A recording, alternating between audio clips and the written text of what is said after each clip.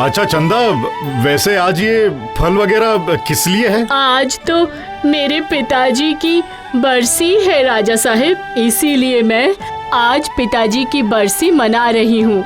ईश्वर से प्रार्थना कीजिए राजा साहिब कि मेरे पिताजी और माताजी स्वर्ग में सुख और शांति से रहे। वाह वाह वाह चंदा, वाह, तुम्हारी बातों से मैं बहुत खुश हुआ हूँ।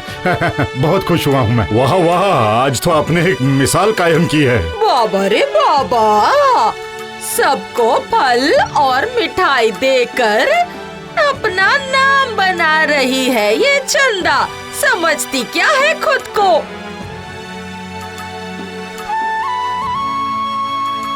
पिताजी की और माँ की बातें मुझे भी बहुत याद आती हैं, बहुत ही ज्यादा। तुम्हें कुछ याद नहीं आता है? अगर तुम्हें भी चंदा की तरह याद आता तो तुम भी ऐसे ही करती। आज चंदा को देखकर कुछ सीखो तुम मंदा, समझी?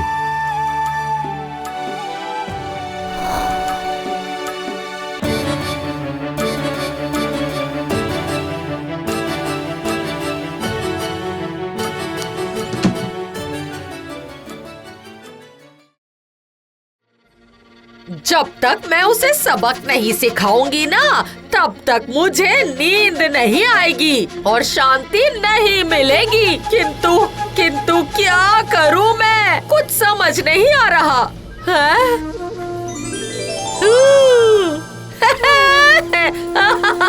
समझ गई। दिमाग में एक बहुत ही बढ़िया तरकीब आई है मेरे। सबक सिखाऊंगी।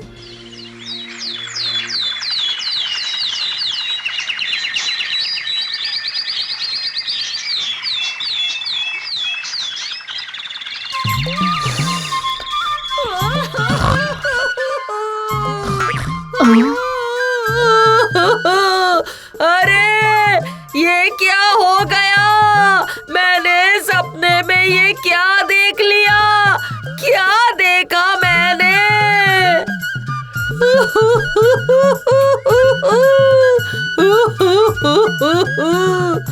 अरे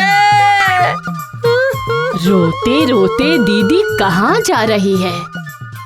नहीं, उसका पीछा करती हूँ और क्या हुआ है पता करती हूँ। अरे ये मैंने क्या कर दिया? ऐसा क्यों हुआ मेरे साथ? क्यों देखा?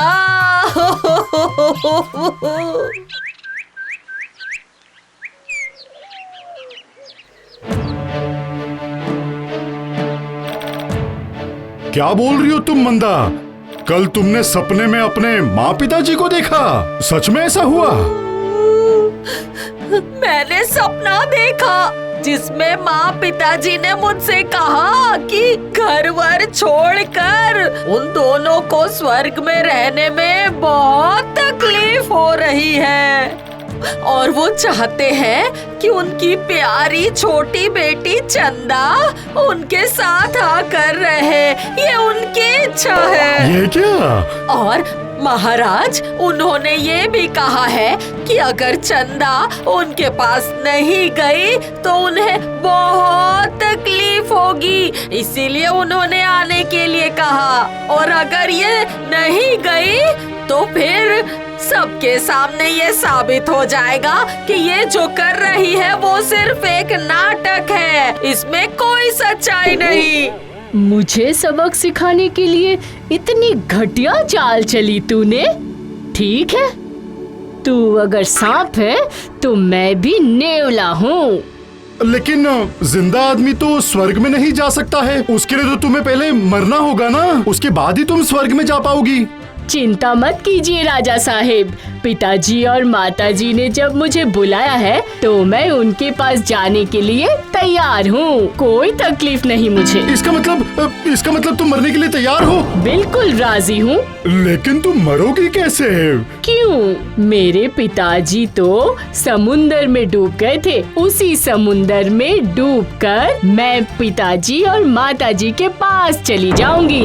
2 दिन बाद बहुत अच्छा समय है। मैं उसी दिन समुंदर में चली जाऊंगी। राजा साहिब, आप मेरे हाथ और पाँव बांधकर पानी में फेंकने का इंतजाम कीजिए। देखो देखो, ये चंदा अपने माता पिता से कितना प्यार करती है, देखो।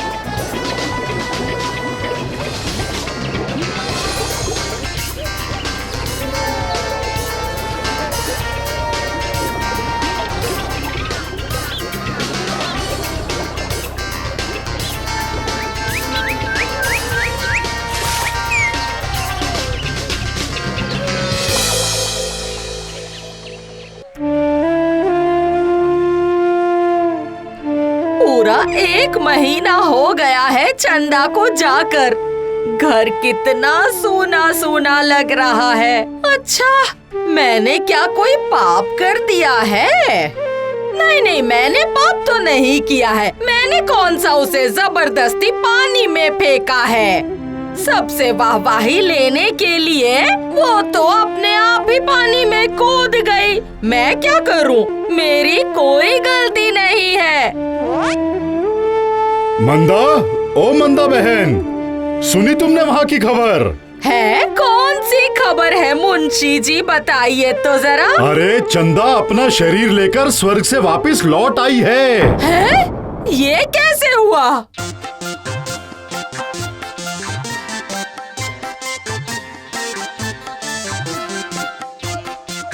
बताओ बताओ चंदा, बताओ तुम स्वर्ग से वापस कैसे लौट आई यहाँ पर जमीन पर, बताओ। मैं तो ये सुनने के लिए बहुत ही उत्सुक हूँ। पानी में जाकर मैं तो नीचे जाने लगी थी।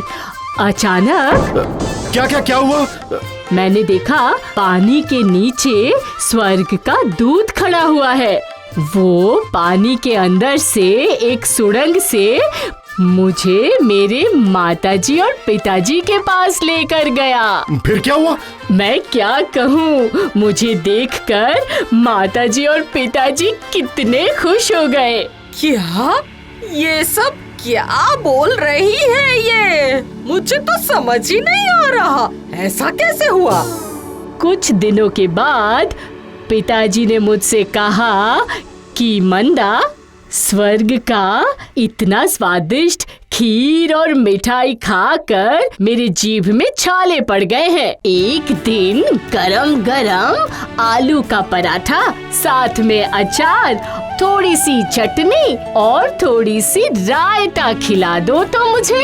और तुम वो सब खाना बना के और खिलाकर आ गई वापस? वहीं पर तो समस्या हो गई राजा साहिब। वही खाकर तो पिताजी को गुस्सा आ गया राजा साहिब। खाने की थाली फेंक कर मारा और कहा, तेरा दिमाग खराब हो गया है, बुद्धि हो गई, सर के सारे बाल सफेद हो गए, अब तक खाना बनाना नहीं सीखा तूने। जा पृथ्वी लोक पर जाकर मंदा को भेज दे, उसके हाथ से अच्छा अच्छा खाना खाऊंगी।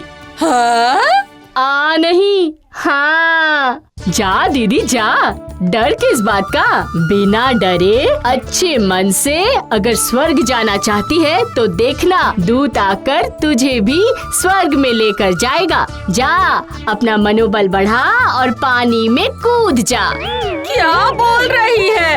इतनी ताकत मुझ में नहीं है, मैं नहीं कूदूंगी। छी मंदा छी, तुम्हारे सपने के बारे में सुनकर चंदा स्वर्ग में जाकर आ गई और तुम नहीं गई। वो सपना वपना सब कुछ झूठा था महाराज, ऐसा कुछ नहीं था। चंदा को सबक सिखाने के लिए मैंने ऐसा कहा। ये सारी बातें झूठी थी, मुझे कोई सपना नहीं आया था। इसका मतलब तुमने अपने मरे हुए माँ पिताजी के बारे में कहानी बनाई। इसके लिए तुम्हें 5 साल के लिए जेल में जाना होगा।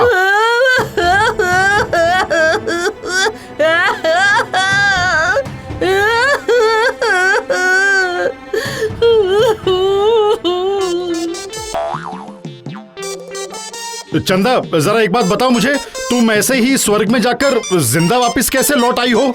मैंने चुपके से एक मछुआरे के साथ बात करके रखी थी और मेरे पानी में जाने के बाद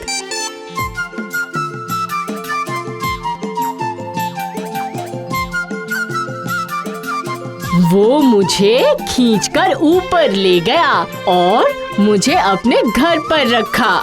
1 महीना उसके घर में चुपके से रहने के बाद आज मैं सबके सामने आई। यही था मेरा स्वर्ग में जाने का इतिहास। सच में चंदा, सच में तुम्हारी बुद्धि की तो कोई तुलना ही नहीं है। सच में। मंदा इतनी शैतान और तुम उससे भी ज्यादा दुष्ट निकली है। इसे कहते हैं एक सांप तो दूसरा न्योला। सही कहा तुमने, सही कहा।